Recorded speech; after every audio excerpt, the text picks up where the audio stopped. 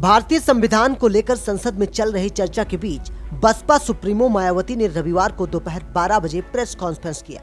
Press conference में Baspa supremo ने कांग्रेस, भाजपा और सपा पर तीखे हमले किए और कहा कि सत्ता पक्ष और विपक्ष निजी स्वार्थों की पूर्ति के लिए भारतीय संविधान का राजनीतिकरण करने की कोशिश कर रहा है। बसपा सुप्रीमो ने कांग्रेस पर तीखे हमले किए और कहा कि बाबा साहब अंबेडकर के देहांत के बाद कांग्रेस काफी समय तक केंद्र की सत्ता में रही, फिर भी बाबा साहब अंबेडकर को सर्वोच्च नागरिक सम्मान भारत रत्न नहीं दिया। बहुजन समाज पार्टी के अथक प्रयास के बाद बीपी सिंह की सरकार के कार्यकाल में बाबा साहब को भारत रत्न मिला। कांग्रेस की सरकार ने मान्यवर काशीराम के निधन के बाद भी एक दिन का राष्ट्रीय शोक नहीं घोषित किया। कि भारतीय संविधान के मूल निर्माता परम पूज्य बाबा साहब डॉक्टर भीमराव अम्बेडकर तो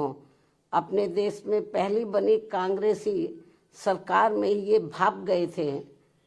कि केंद्र व राज्यों में सत्ता जातिवादी व संकीर्ण मानसिकता रखने वाले लोगों के हाथों में रहते हुए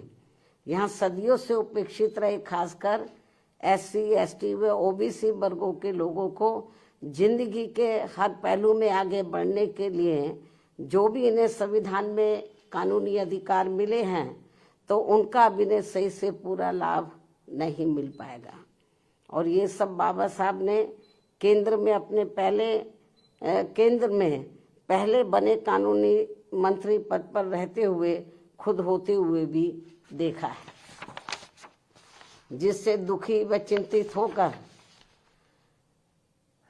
फिर इन्होंने यानी कि बाबा साहब डॉक्टर भीमराव अम्बेडकर ने उस समय के प्रधानमंत्री पंडित जवाहरलाल नेहरू को अपने इस पद से इस्तीफा भी दे दिया था। बाबा साहब ने कानूनी मंत्री पद से उनको इस्तीफा दे दिया था। हालांकि उस समय की कांग्रेसी सरकार ने बाबा साहब के इस्तीफा देने के कारणों के बारे में इनको संसद में बोलने तक भी नहीं दिया था।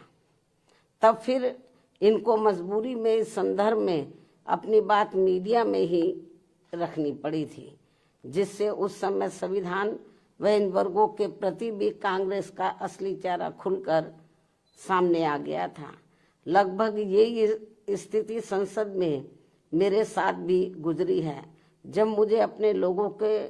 उत्पीड़न के विरुद्ध राज्यसभा में बोलने नहीं दिया था और तब फिर मजबूरी में मुझे उस समय राज्यसभा से इस्तीफा भी देना पड़ गया था। इसके साथ ही बाबा साहब के देहांत होने के बाद भी केंद्र में काफी वर्षों तक रही इसी कांग्रेस पार्टी की सरकार ने इनके आदर सम्मान में इनको हर मामले में पात्र रहे भारत रत्न की उपाधि से भी सम्मानित नहीं किया था, जिससे फिर इस पार्टी के सत्ता में हटने के बाद BSP के अथक प्रयासों से ही श्री BP सिंह की सरकार में इनको ये सम्मान दिया गया था। उसी समय वर्षों से लटकी पड़ी OBC वर्गों की मंडल कमीशन की रिपोर्ट को भी लागू कर दिया गया था, जिसे कांग्रेस पार्टी ने लागू नहीं किया था। इसको लटका के रखा था, जबरन लटका के रखा था, क्योंकि इनकी मानसिकता सही नहीं थी कांग्रेस की। ये लोग नहीं चाहते थे कि पिछड़े वर्ग के लोगों को भी आरक्षण का पूरा लाभ मिले। इतना ही नहीं बल्कि बाबा साहब की मूवमेंट को आगे बढ़ाने वाले BSP के जन्मदाता एवं संस्थापक मान्यवर श्री काशीराम जी के देहांत होने पर भी केंद्र में रही इसी कांग्रेस पार्टी की सरकार ने इनके सम्मान में एक दिन का भी राष्ट्रीय शोक घोषित नहीं किया था। ये है भारतीय संविधान के प्रति व इन वर्गों के प्रति भी कांग्रेस पार्टी का असली चाल, चरित्र व चेहरा, जो अब ये पार्टी इन वर्गों के वोटों की खातिर इन्हें गुमराह करने में कोई कसर नहीं छोड़ रही है। और अब इस पार्टी के ही नक्शे कदम पर BJP व अन्य विरोधी पार्टियां भी चल रही हैं, जो किसी से छिपा नहीं है। इतना ही नहीं बल्कि बाबा साहब ने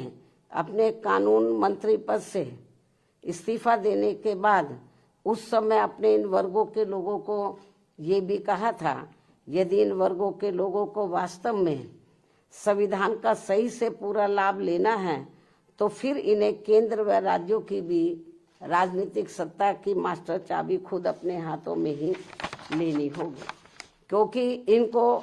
संविधान का सही से पूरा लाभ लेने के लिए अब पंडित नेहरू के परिवार से व अन्य सभी जातिवादी व संकीर्ण मानसिकता रखने वाली पार्टियों से भी अब कोई ज्यादा उम्मीद नहीं रखनी चाहिए,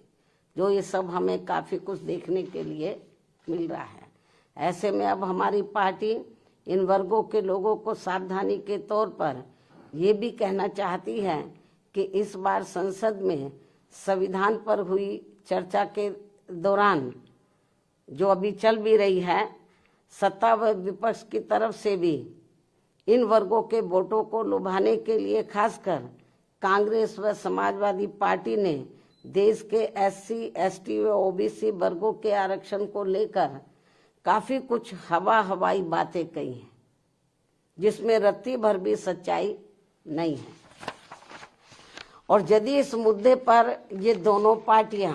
अर्थात कांग्रेस व समाजवादी पार्टी यानी कि ये दोनों पार्टियां संसद में चुप्पी रहती तो ज्यादा उचित होता। इस मामले में इनकी पोल तो नहीं खुलती या मुझे पोल खोलने के लिए मजबूर नहीं होना पड़ता, क्योंकि केंद्र में रही कांग्रेस पार्टी की सरकार के समय में व इसी पार्टी की मिली भगत से समाजवादी पार्टी ने SC, ST वर्गों का पदोन्नति में आरक्षण संबंधी संवैधानिक संशोधन विधेयक का काफी डटकर विरोध किया था तथा इस बिल को समाजवादी पार्टी ने संसद में ही फाड़कर इसको फेंक दिया था, जिस बिल को लाने के लिए हमारी पार्टी को काफी कड़ा संघर्ष भी करना पड़ा था, जो ये बिल अभी तक भी संसद में लटका पड़ा है। इससे बीजेपी की भी आरक्षण विरोधी मानसिकता साफ झलकती है, जो इसे पास कराने के कतई भी मूड में नहीं है। और अब तो कांग्रेस पार्टी के राहुल गांधी ने इन वर्गों के पूरे आरक्षण को ही सही वक्त आने पर खत्म करने का भी ऐलान कर दिया है, जबकि इस मामले में बीजेपी व अन्य विरोधी पार्टियां भी कोई कम नहीं है। और अभी भी हमें सत्ता व विपक्ष द्वारा आरक्षण को निष्प्रभावी बनाने व इसे खत्म करने के लिए इन सब की सोच लगभग एक जैसी ही देखने को मिलती है।